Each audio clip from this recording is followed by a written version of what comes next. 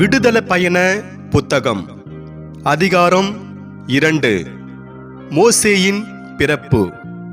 லேவி குலத்தவர் ஒருவர் லேவி குலப்பெண்ணொருத்தியை மணம் செய்து கொண்டார். அவள் கருவுற்று ஓர் ஆண்மகவை பெற்றெடுத்தாள்.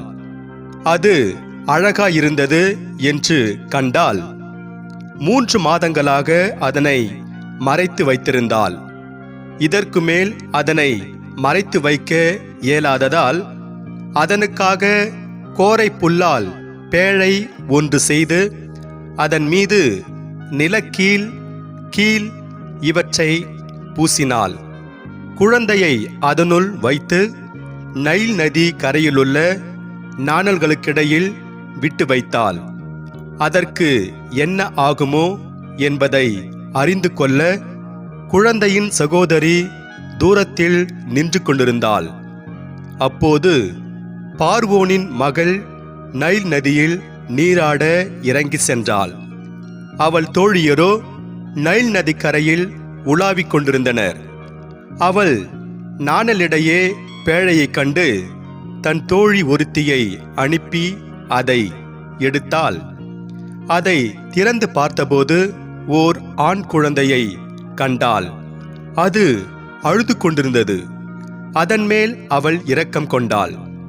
அது எபிரேய குழந்தைகளுள் ஒன்று என்றாள் அவள்.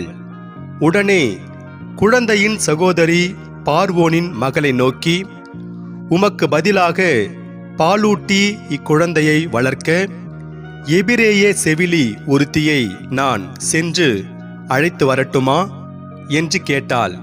பார்வோனின் மகள் அவளை நோக்கி, சரி, சென்று வா என்றாள். அந்த பெண் சென்று குழந்தையின் தாயையே அழைத்து வந்தாள். பார்வோனின் மகள் அவளை நோக்கி, இந்த குழந்தையை நீ எடுத்து செல். எனக்கு பதிலாக நீ பாலூட்டி அதனை வளர்த்திடு. உனக்கு கூலி கொடுப்பேன் என்றாள். எனவே குழந்தையை எடுத்து சென்று அதனை பாலூட்டி வளர்த்தாள் அப்பெண். குழந்தை வளர்ந்த பின் அவன் பார்வோனின் மகளிடம் அவனை கொண்டு போய் விட்டாள். அவள் அவனை தன் மகன் எனக் கொண்டாள். நீரிலிருந்து நான் இவனை எடுத்தேன் என்று கூறி அவள் அவனுக்கு மோசே என்று பெயரிட்டாள். மோசே மிதியானுக்கு தப்பியோடல். அக்காலத்தில் மோசே வளர்ந்து விட்டபோது தம் இனத்தவரிடம் சென்றிருந்தார். அவர்களுடைய பார சுமைகளையும் பார்த்தார். மேலும் தம் இனத்தவனான எபிரேயன் ஒருவனை எகிப்தியன் ஒருவன் அடிப்பதையும் கண்டார். சுற்றுமுற்றும் பார்த்து யாருமே இல்லை எனக் கண்டு அந்த எகிப்தியனை அடித்து கொன்று மணலுக்குள் புதைத்து விட்டார். அடுத்த நாள் அவர் வெளியே சென்றபோது எபிரேயர் இருவருக்கிடையே கலகலப்பு நடந்து கொண்டிருந்ததை கண்டார். குற்றவாளியை நோக்கி, உன் இனத்தவனை ஏன் அடிக்கிறாய் என்று கேட்டார். அதற்கு அவன், எங்கள் மேல் உன்னை தலைவனாகவும் நடுவனாகவும் நியமித்தவன் எவன்? எகிப்தியனை கொன்றது போல் என்னையும் கொல்லவா நீ இப்படி பேசுகிறாய் என்று சொன்னான். இதனால் மோசே அச்சமுற்றார்.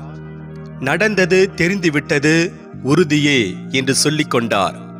இச்செய்தியை பார்வோன் கேள்வியுற்றபோது மோசேயை கொல்ல தேடினான்.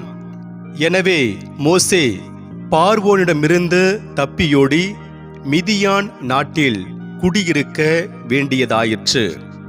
அவர் ஒரு கிணற்றருகில் அமர்ந்திருக்க மிதியானின் அர்ச்சகர்களுடைய 7 புதல்வியரும் வந்து தம் தந்தையின் ஆட்டு மந்தைக்கு தண்ணீர் காட்ட நீர் மொண்டு தொட்டிகளை நிரப்பினர். அங்கு வந்த இடையர்கள் அவர்களை விரட்டினர். உடனே மோசே எழுந்து அவர்களுக்கு பாதுகாப்பளித்தார். அவர்கள் ஆட்டு மந்தைக்கு தண்ணீர் காட்டவும் செய்தார். அவர்கள் தம் தந்தையான ரகுவேலிடம் சென்றபோது அவர், என்ன இன்று விரைவாக வந்துவிட்டீர்களே என்றார். அவர்கள், எகிப்தியன் ஒருவன் இடையர்களின் தொல்லையிலிருந்து எங்களை விடுவித்ததோடு எங்களுக்கு பதிலாக தண்ணீர் இறைத்தான், ஆட்டு மந்தைக்கும் தண்ணீர் காட்டினான் என்றார்கள். அவர் தம் புதல்வியரிடம், எங்கே அவன்? ஏன் அம்மனிதனை போகவிட்டீர்கள்? சாப்பிட அவனை அழைத்து வாருங்கள் என்று கூறினார். அவரோடு குடியிருக்க மோசே சம்மதிக்க, அவரும் மோசேக்கு தம் மகள் சிப்போராவை மணமுடித்து கொடுத்தார். அவள் ஒரு மகனை ஈன்றெடுத்தாள். நான் வேற்று நாட்டில் அந்நியனாய் உள்ளேன் என்று கூறி மோசே அவனை கேர்சோம் என்று பெயரிட்டழைத்தார். இந்த நீண்ட காலத்தில் எகிப்திய மன்னன் இறந்துவிட்டான். இஸ்ரேல் மக்களோ அடிமைத்தனத்தால் அழுது புலம்பினர். அடிமைத்தனத்தால் ஏற்பட்ட அவர்களது முறையீடு கடவுளை நோக்கி எழும்பிற்று. அவர்களது புலம்பலை கடவுள் கேட்டார். ஆபிரகாமுடனும் ஈசாக்குடனும் யாக்கோப்புடனும் தாம் செய்திருந்த உடன்படிக்கையை நினைவு கூர்ந்தார். கடவுள் இஸ்ரேல் மக்களை கண்ணோக்கினார். அவர்களது நிலைமைகளையும் கடவுள் அறிந்து கொண்டார்.